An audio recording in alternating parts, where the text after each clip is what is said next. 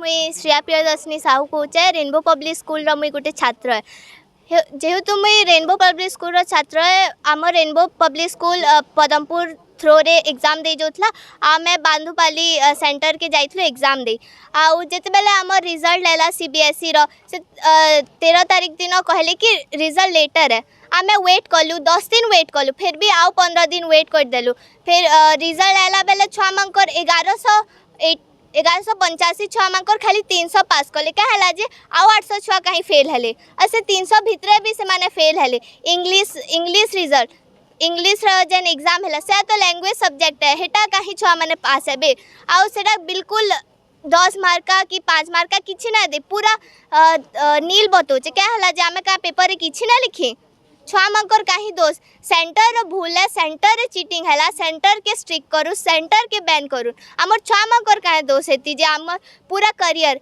10th रे यादे हमको रिजल्ट फेल बतौचे जे आमे केन स्कूल केन कॉलेज रे एडमिशन करमुन एटा सीबीएसई रो दायित्व थिला ना कि छुआ मानकू रिजल्ट बाहर करू बाकी से टीचर मानकू बैन करू से टीचर मानकू पनिशमेंट दोन से सेंटर के जिन जिन स्कूल है से स्कूल के बैन करूँ छुआ मान कर कहाँ 1185 छुआ मान कहाँ यहाँ जे सुसाइड करबे लुकर माँ बापार ऊपर केनता इटा पढ़ू छे किए जान सीबीएसई तो कहली कहीदेला कि एग्जाम देबे से सप्लीमेंट्री एग्जाम रो फिर क्या वैल्यू अच्छे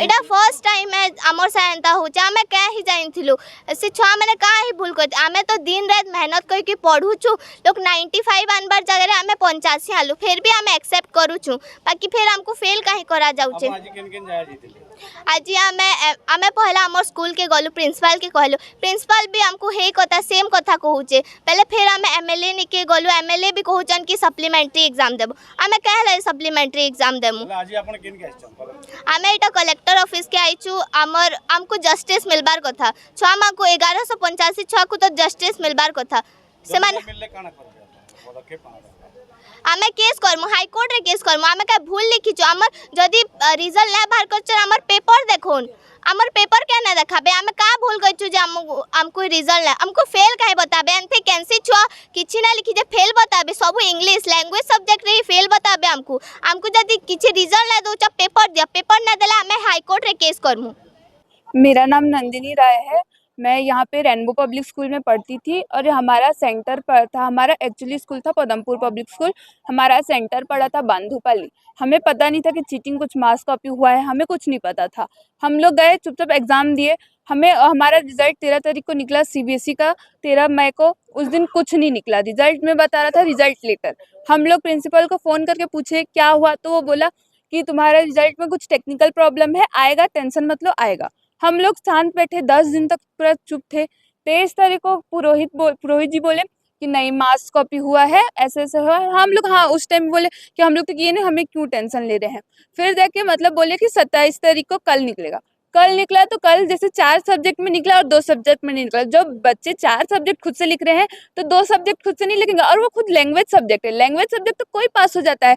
लैंग्वेज सब्जेक्ट में कोई क्यों चीटिंग करेगा। और लैंग्वेज सब्जेक्ट जब उन 1158 बच्चे का नहीं निकला जब इन 300 का उनसे पास कर दे तो क्या बाकी 800 बच्चे चीटिंग किए हैं और उन तीनों नहीं किए चीटिंग। जब किए होंगे सेम सेंटर सेम सब कुछ सब सेम है तो चीटिंग उन लोग भी किए होंगे। क्या हम लोग अलग बैठे थे उन लोग अलग सेम सेंटर में सेम बैठे हैं तो उन लोग का कैसे निकल गया हमारा कैसे नहीं निकला।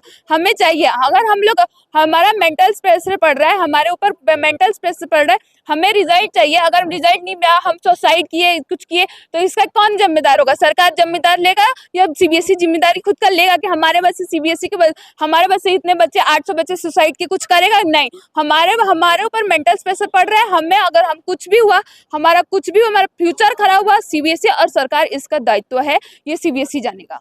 कौन सा क्लास में आप पढ़ते? मैं अभी 10th का एग्जाम दी थी और यहाँ पे 10th का निकला नहीं रिजल्ट।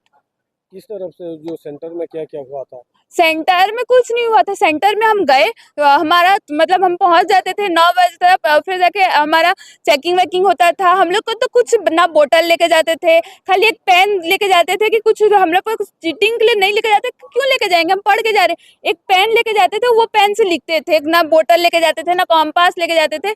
एडमिट कार्ड और पेन, उसमें कौन सा चीटिंग लेके जाएंगे हम। खाली वो लेके जाते थे और उससे एग्जाम देते थे कौन हमारा। सा सेंटर में आपका? हमारा सेंटर बांधुपाली OAB आदर्श विद्यालय। हाँ, सीसीटीवी पिटी सब था। क्या क्या लगा था? CCTV भी था। फिर जाके हमारे मैथ एग्जाम के टाइम, कंप्यूटर एग्जाम के टाइम स्क्वाड भी आए थे। जब उन लोग आए थे, CBSE ही भेजा था ना स्क्वाड, तो CBSE वाला को उतना नहीं पता होगा कि हम चीटिंग कर रहे हैं कि नहीं कर रहे, और हमारे रिजल्ट रोक दिए हैं। हम लोग अगर सुसाइड किए तो कौन क्या कुछ होगा। डिमांड क्या है? हमारा डिमांड है कि हमें हमारा रिजल्ट चाहिए। अगर रिजल्ट नहीं देंगे तो हमारा पेपर दीजिए, हम पेपर देखेंगे। हम लिखे हैं, नील तो बताना नहीं चाहिए, हम लिखे हैं तो हमारा पेपर चाहिए हमें।